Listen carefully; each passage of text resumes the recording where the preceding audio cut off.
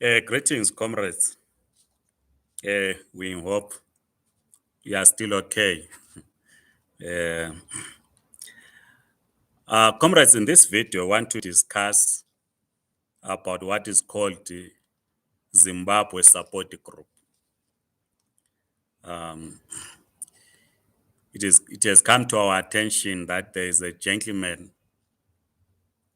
who's a front for what is called the Zimbabwe Support Group. Understand his name is Nathan. He has been releasing videos on TikTok saying is assisting holders of the Zimbabwe exemption permits and also undocumented Zimbabweans. There is nothing wrong to assist migrants. This is what we are calling for, that every progressive person has to assist the migrants. But we are concerned when some people see a business opportunity, or rather, they then decide to milk migrants who are undocumented or are holders of ZEP. And for some strange reasons, but we understand when people are desperate, they do anything to an extent that if they see a video circulating, someone's talking good or intending or claiming to want to assist holders of ZEP or migrants in general, people will flock in. It is understandable. But it's also important for people to listen to their leaders, because there is no community that does not have leaders. If you then take your money and pay people that you do not know, it simply means you have isolated yourself from the leadership of your own community. The African Diaspora Forum represents migrant communities in South Africa. And the African Diaspora Forum has always stood with the migrants. We have spoken about the submission by the African Diaspora Forum to the white paper on international migration, which was gazetted in 2017. And the African Diaspora Forum continues to engage policymakers. The issue of ZEP, the issue of documenting migrants, in the main, it's a policy issue. But that does not mean when members feel that the court must be the final arbiter, they should not approach it. No, it doesn't mean so. And of course, there are those that have already approached the courts. You will know that there's a court case, or the court case will be heard, I think, around October. I've seen some notices to that effect. I'm not friends with the Helen Suzman Foundation. Ideologically, we differ. This is why maybe some of us will never engage the Helen Suzman Foundation, because ideologically we differ. But to their credit, they did not ask holders of ZEP or other migrants for that matter to contribute towards the court case, which is going to be heard in October. So one might give them a benefit of a doubt, because here is a foundation that is using its own resources to take this matter to court.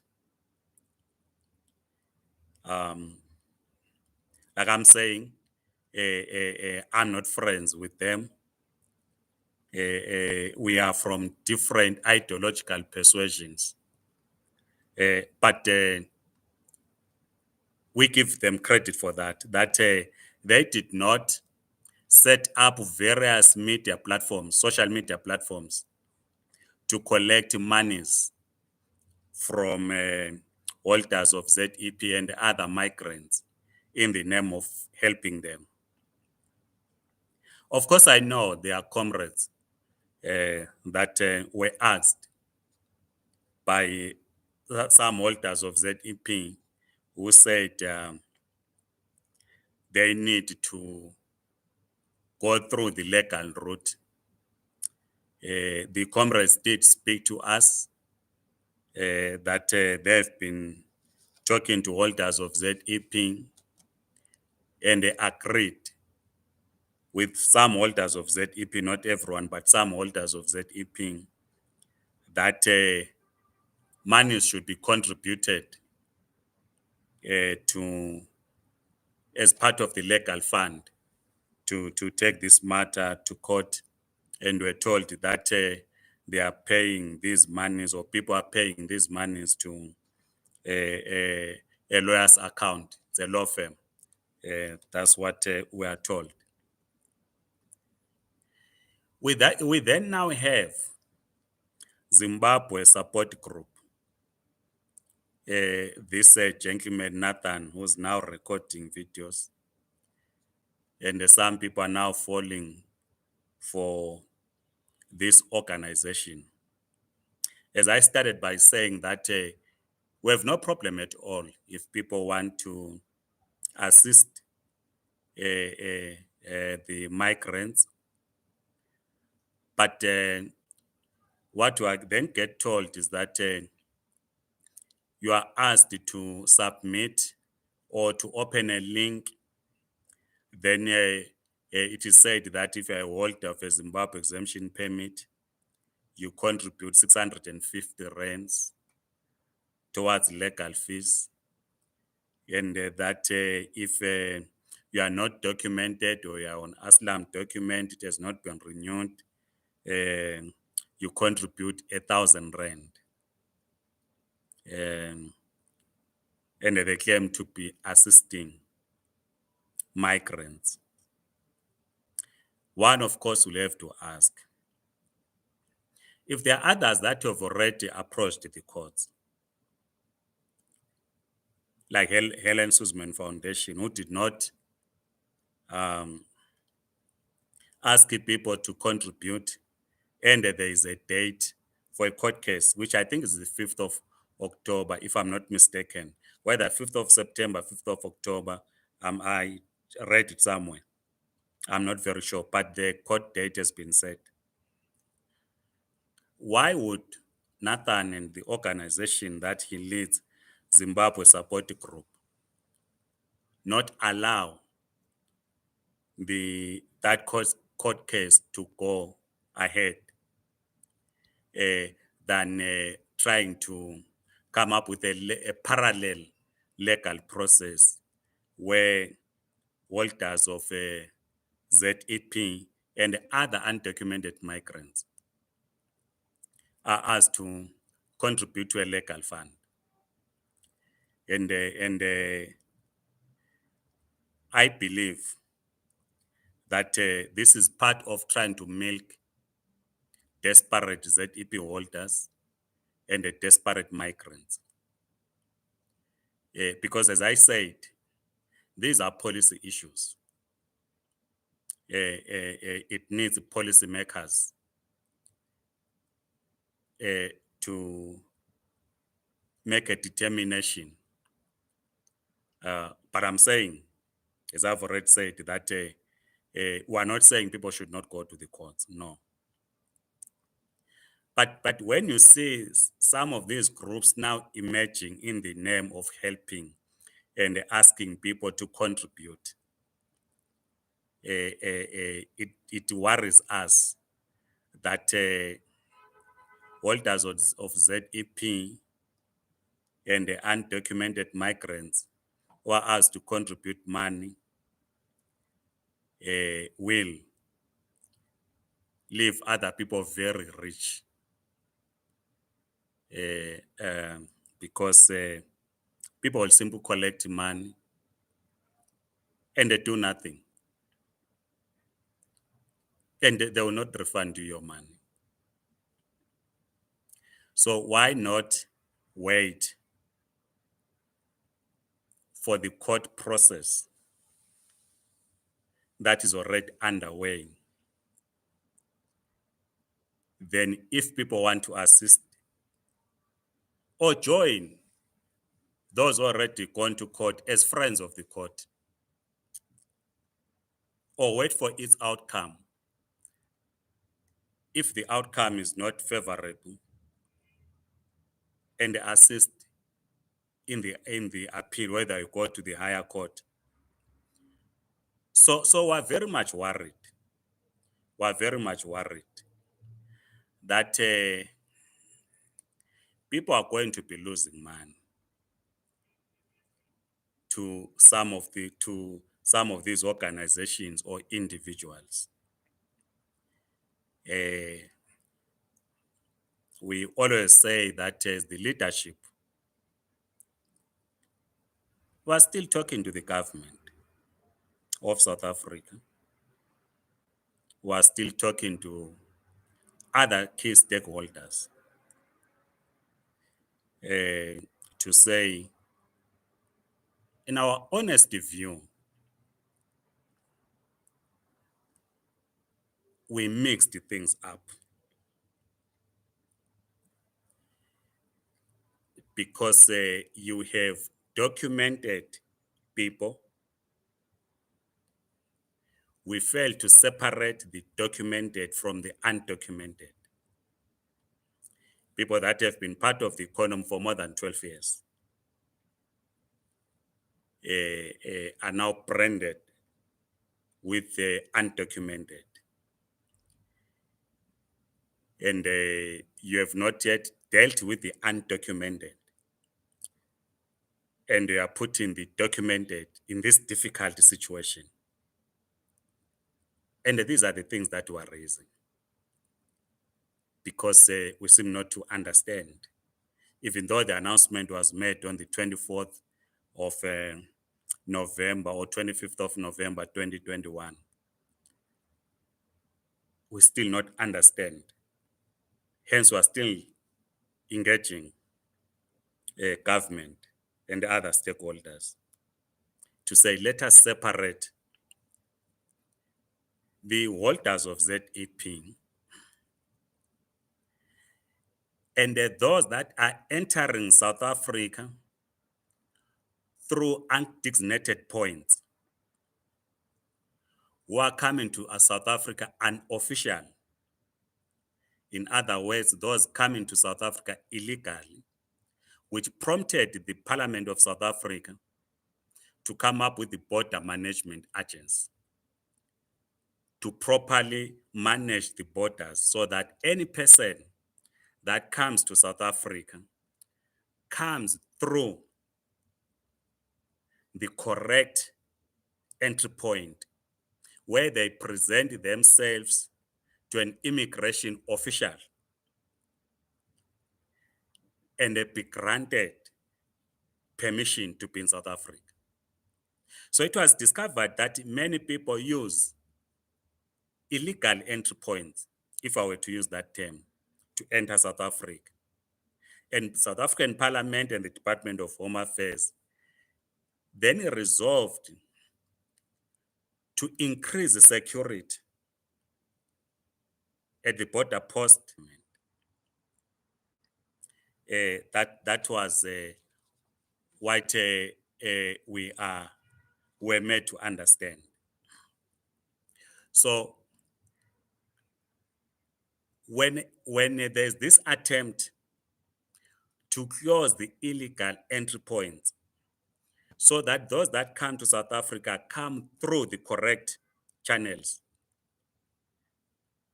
Already, the holders of ZEP have been part of, or they've been in the system. They are known where they are. If they commit an offense, their fingerprints are with the Department of Home Affairs. Their addresses are known. Even if people change addresses, but what is key is that their fingerprints are with the Department of Home Affairs. But those that come to South Africa through illegal points, their fingerprints are not with the Department of Home Affairs. And if such an individual commits a crime, it is difficult to trace this person because their fingerprints are not with the Department of Home Affairs. This is different from holders of ZEP. And in our own considered view, we think it was wrong to bundle those that are already in the system, who are holders of ZEP, who number less than 178,000, and the many that are not documented, that prompted the deployment of Border Management Authority. So because people are desperate, you then have these organizations, Zimbabwe Support Group, who are now coming to the fore to say, no, we're going to help you. We're going to go to the courts, submit your documents to this email address. We'll keep a database. If you're a holder of ZEP, pay 650 rands.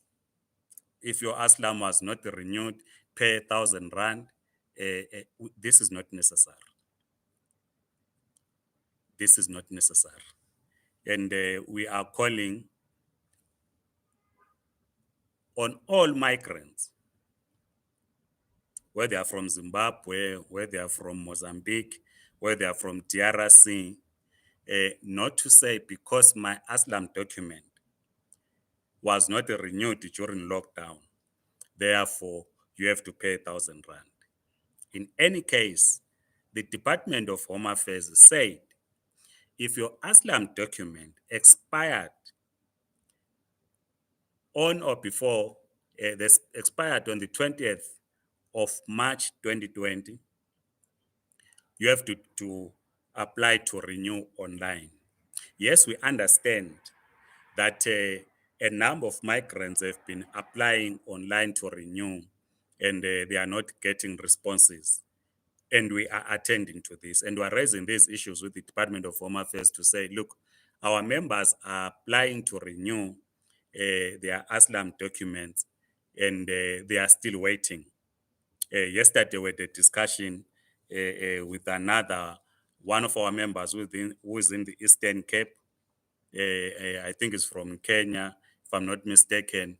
And he's still waiting for the department to extend his ASLAM to an extent that he can't get or can't get to register his child for schooling next year because the child was told that he has to go in person to apply to have the child under his name so that the school will then accept this child. So these are the issues that we are dealing with as the African Diaspora Forum and many other issues relating to migrants. So when we see organizations like Zimbabwe Support Group then coming to the fore and asking people to pay these monies, we get worried that people will be scammed and we see an attempt to take advantage of the desperate migrants for some to make a kill, to make money. Capitalists, it is in their nature that when there's a crisis, they want to make money. Anti-co isikhathi bayafihla ukudla, grocery bafihle, so that prices will go up. If say government put what is called price control, they withdraw their goods from the shelves in supermarkets and then sell in the black market, because what they want is to make money. For them, it is not to assist. If Zimbabwe support group is genuine, let it not ask a single individual to contribute money. Let it use its resources. If it is genuine to help, let it use its resources to do what it is promising people to do. When you are then asking people to contribute money, then that becomes another case. Otherwise, comrades, please stop paying your money to individuals that you cannot trace, individuals that you have not known, that are only coming to the fore now. You have the leadership in your community. If you have challenges, talk to the leadership in your community, talk to your embassy. There's no country that does not have an embassy or a consulate. Talk to your embassy, talk to your consulate, and stop paying some individuals in the name of trying to help you. Otherwise, comrades, thank you so much. Please circulate this video and make sure that you don't pay these monies. And please subscribe to this YouTube channel. Otherwise, have a great day. Goodbye.